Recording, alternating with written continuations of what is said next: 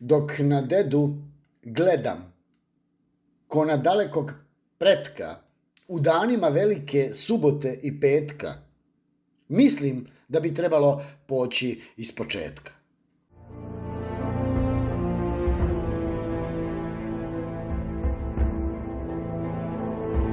Gunj na sebe redenike, mitraljeze, a ne štikle.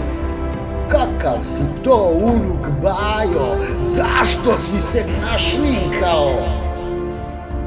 Ajde, apšminkuj svoje lice pa raspali haubice. Šume, čuješ, tebe zovu, šta mi glumiš tu za ovu? Skini Nešo mamine haljine i pobacaj te bižuterije. Mitraljiraj, to forsiraj, za rat dan je danas divan. Pobacaj tufere, sjeti se džeda, ne stavljaj karmin deda te gleda. U boj, sad kreni, spašavaj naciju, ne da za posle Uskrsa ugovaraš epilaciju. Ведь дети – это наше будущее.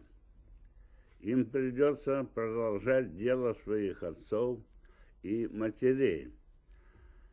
Они, я уверен, сделают жизнь на земле лучше и счастливее.